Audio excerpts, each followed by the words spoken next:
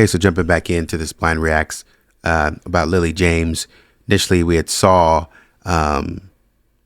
she got, in sort of a situationship in some way with this nice, handsome looking guy, and they were supposed to be mutually respectful of the other's sort of space and boundary. This is not going to be anything big or deep. It's just going to be us liking each other until we don't. It's not going to be anything big, and we agreed to split mutually and respectfully. I think they came to a point to where that happened, but apparently it's my theory that it wasn't as mutual as maybe Lily led on to one of her friends, which led to her demise by the boyfriend. The boyfriend apparently unalived her in the women's dressing room at her job, and then walked over by the friend here's house to throw away some items. So here we go. On that awful Wednesday night, after dumping potential evidence, Paul Tyson sat in his car for 2 hours. In that time, he made an anonymous call to police to tell them they would find Lily's body in the gymnasium at the St Andrew's Cathedral School. His body would not be found until Friday morning. The disturbed 24-year-old's death, leaving Lily's parents, Jamie and Peter, forever at a loss. What is your view of him taking his own life? You're left with questions that we could have asked him. Like, I'm not saying that he would have answered it, but right. We could have asked him some things that that happened that night that, only he knows. But none of it's going to bring her back. So, there's no happy ending to this for us. It's, it'll affect us for the rest of our lives.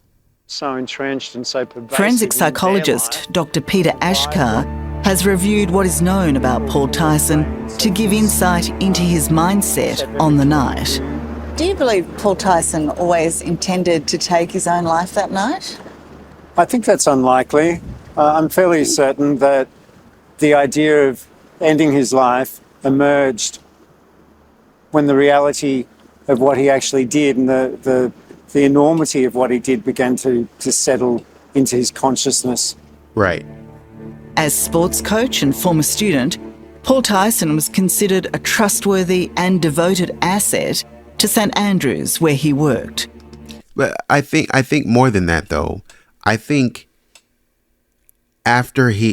she meant so much to him that, I think if we were to look deeper into him, he is a person that falls fast, falls hard and falls fast. So that's number one. Number two, and in that depth, that deepness, I think that there was a pre-thought. He already thought about this, premeditated thought that if I go through with this, it might become the case that I have to do this to myself. And so when I do this, I'm going to make my rounds to places. When we talk about unaliving somebody and it being somebody close to them, there's always some sort of a good amount of time. There's some sort of care taken if you love the person and it happened by accident or things got out of hand. And what I'm seeing is some sort of care, in a sense. I come in, Lily, you've done something to upset me. You won't return my calls. You won't give me the time of day. You just broke it off and you walked away from me. I think that's incredibly selfish of you. You didn't even give me a chance to say my piece or speak what I want to speak. And further, it's exacerbated by the fact that you are younger than me. How could you walk away from me without giving me the opportunity to explain myself? I told you I wasn't doing that with this girl, and you keep on accusing me of something that's not true, and I can't let you do that. And so you walk in there to force her, and she's like, yo, that's it. I'm done. I was done with you anyway because this, that, and the third. And he goes and grabs something and it's like, yo, no, you're going to listen to me. And he threatens her. Initially, it's a threat. And she's like, do it. You better not. Stay away from me. Or she goes to scream. And now I panic. First of all, I can't be in this room. I can't be in a women's locker room like this. And you scream. So I got to do something. And then after that, I go and I throw everything away over here because I just want to be in the presence of somebody that's close to her. But that's not the parents, because I've already called the parents to come collect her. And then I go somewhere when I'm removed from the situation, and then I call the cops to come collect her as well. Yeah. But Dr. Ashkar believes the 24-year-old suffered from a narcissistic personality disorder that left him incapable of coping with rejection. Right. It was just 3 days after Lily James ended their relationship, Tyson her. It's cold, it's planned, it's calculated. So it's not like he snapped. He didn't snap. He didn't snap. No. But what happened is Lily's rejection of him caused him to experience that narcissistic injury. So he felt degraded, humiliated, and with that came a flood of intense, angry and heated emotion, which boiled into his rage.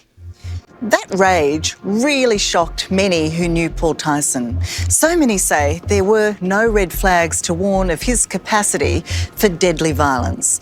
But we've spoken to one of Paul's former girlfriends who has a very different story to tell. She witnessed his mask slip and she was terrified by what she saw. That's what I'm saying. I need the trigger, though. I understand the narcissistic part, but I need the trigger, though. Every time someone brings this up, I just think that should have been me. Like, it should not have been Lily. It should have been me if it was going to be anyone. These are the words of one of Paul Tyson's former girlfriends who he dated for several months. To protect her identity, we've reenacted our phone conversation using an actor. So in the early months of that relationship, what was it like? It was pretty normal, to be honest. Nothing felt strange at all. He was, I would say, kind of a bit obsessive, just, had a lot of need for attention, was always wanting me to share my location, was really thingy about being in my Facebook and Instagram profile pictures. Oh. Over the months, she says his obsession intensified. Oh, there it is. There it is. Okay. So it was not mutual. So I think Lily was lying, and not lying, but she was downplaying what it was. She had an understanding about what she wanted the relationship to be, but Paul never agreed to that. And so when Lily was like having the possibility of it being mutual, she probably ran into this obsessiveness and was like, hey, let's just split mutually. And Paul was like, no, I mean, for what?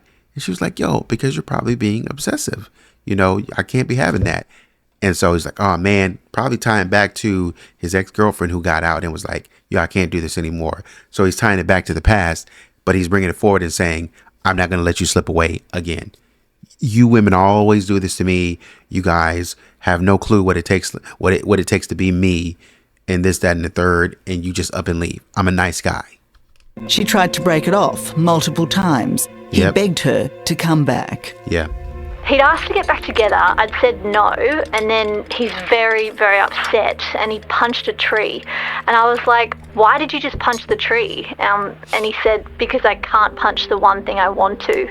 And so that immediately for me was like, I was actually fearful for my safety at that point, and basically ran back home. Yeah. Her fear grew when Paul was spotted outside her home at dawn 2 mornings in a row.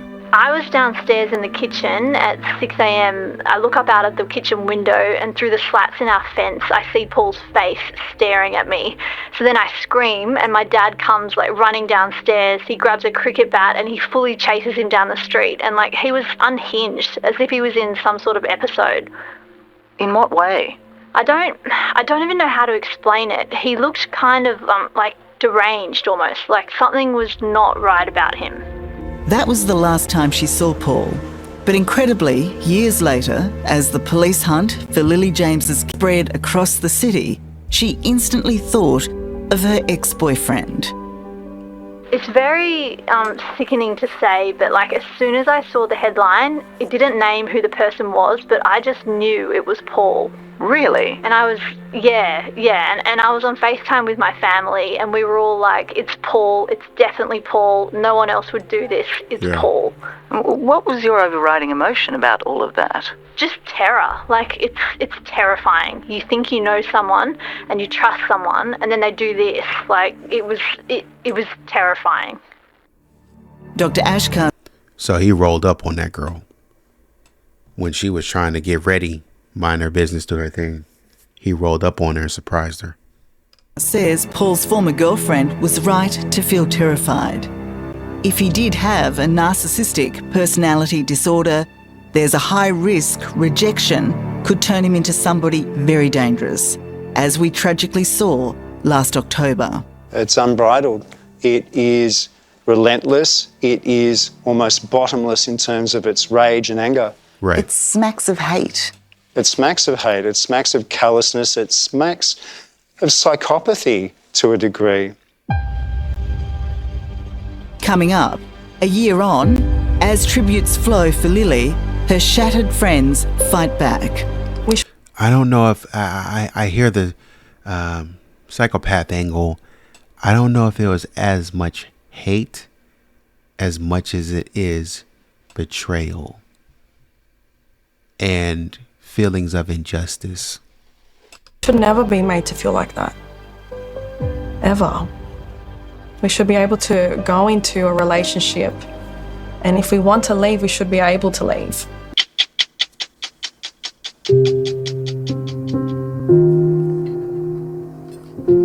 You've left her room the way it was? Yeah, pretty much. We haven't even made the bed, you know, when she got out of that day. We've sort of left it as it is. Do you spend much time in there? Every day I spend, morning and night, definitely. Sometimes through the day. Peter and Jamie James have been catapulted into a world of pain they never imagined. Remember when we used to come down here for the fireworks? Yeah, she didn't want to walk down, she wanted to drive down. Yeah. Remember how Their grief over the death of their 21-year-old daughter Lily is a never-empty well, as is their anger at her ex-boyfriend Paul Tyson, the 24-year-old who blew her to death before taking his own life. You can rot in hell. Lily didn't deserve this. At all. You're right. At all. Selfish, self-centered, entitled. And it's just wrong. Do you think the anger will ever go away? No, I don't think so. I think I'll learn to put it to more good use, but it will never go away. I don't believe it should go away. And I think if you knew what he did that night, I think you'd understand why we can't forgive what he did. It's pretty brutal, so does that make me a bad person? I don't know, but at this stage I don't care. Yeah, because you stole something away from me. You snatched something away from me, And the selfishness, like her dad said, the selfishness of you as her boyfriend to say, it's kind of like a little bit of woe is me. Hey guys, come down to the school. The person that you care about has been hurt. I know you'll rush here to take care of her. Well, nobody cares about me. And then to go in front of the friend's house.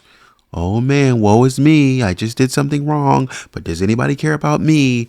And then to go in your car and then call the cops.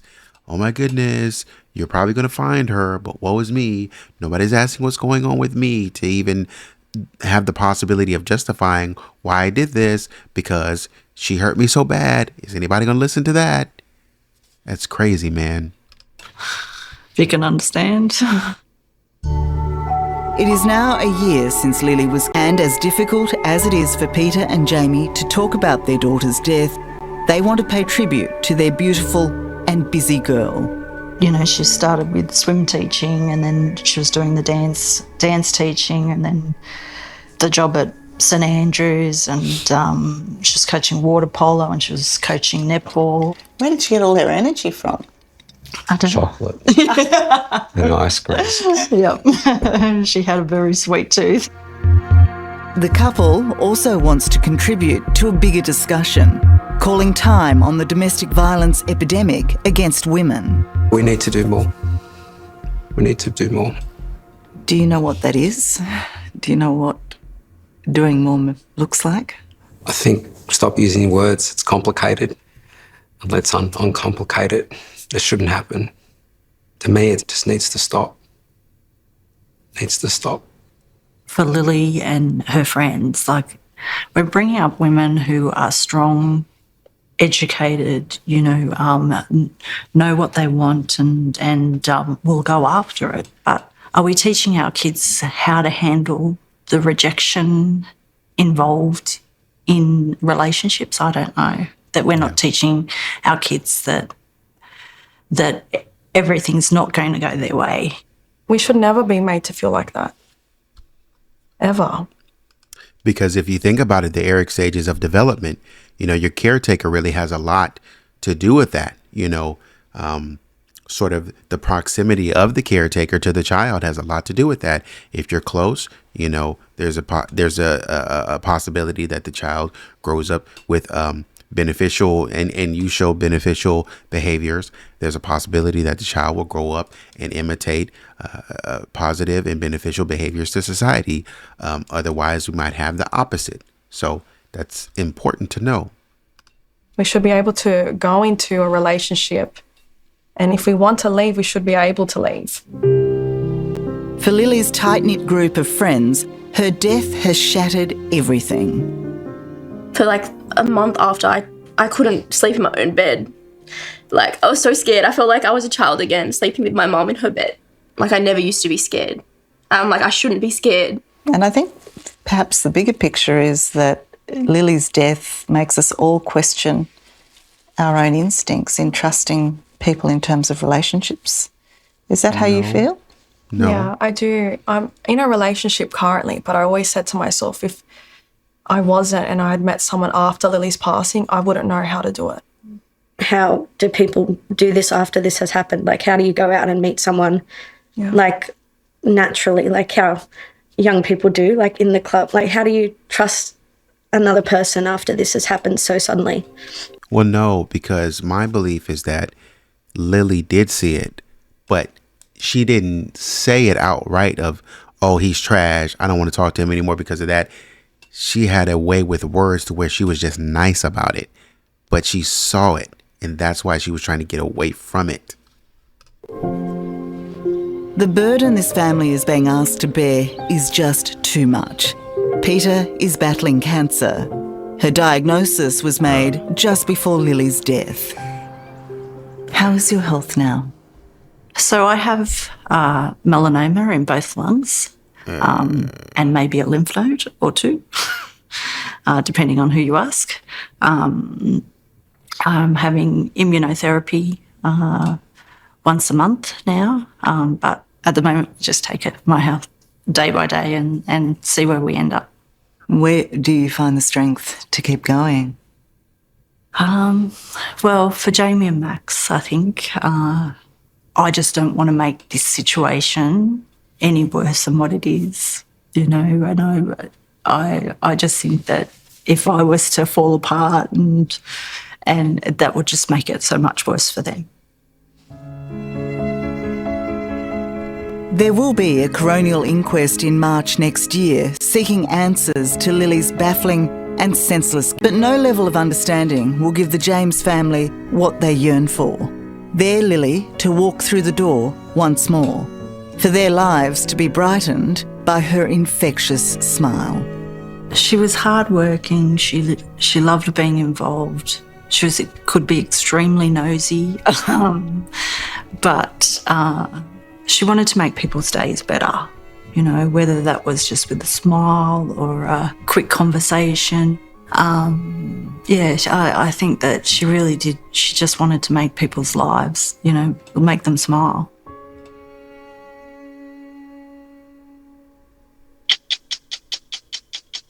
St Andrew's Cathedral School, where Lily worked, has issued a statement which you can read on our website. If you or anyone you know is a victim of domestic violence, help is available.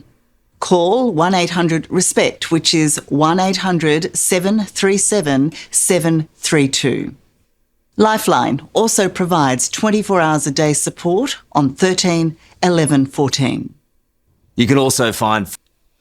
I think sometimes, and this is the thing that's the case, sometimes it's not that people make mistakes in what they see. Sometimes they're too deep in it to get out. And I recently watched the Meg Thee Stallion documentary. According to what she was saying was she had got out of the car, and she said they were both drunk, and they were both kind of talking trash to one another, and she got out of the car and she was walking away. And so after that, Tory Lanez jumps out of the car, or he opens the door and he goes to try to fire at her. And it's like, at that point, what can you do? You know what I mean? I've already gotten out of the car and I'm walking down the street. I've removed myself away from the situation. What can I do? You know what I mean? If that person decides to come out and bring the fight to me. And I think that's what we're dealing with here. We're dealing with a person that decided to bring the fight to her. This is an instance in which she probably met him, didn't really know him, and said, yeah, you look cute, and, you know, let's get together and talk, but let's, you know, keep it very casual. And she saw something that said, you know what, I'm glad I kept it casual now, because you're doing a little too much. And he was like, oh, come on, give me a chance. And then, you know, things just went left, and he just kept, you know, with that personality as his first girlfriend, his first ex-girlfriend talked about. He just kept with that, because with every betrayal, he tightens up. With every betrayal, he's going to tighten up and say, what that girlfriend, the ex-girlfriend, got away with, Lily couldn't get away with. And so he's already on edge to try to stifle her and stop her and restrict her from getting away without being reprimanded or what have you, or without being punished for doing that to him. So that's the video. Like, share, subscribe, comment, engage. Let me know what you think. But yeah, this was very interesting. And until next time, take it easy.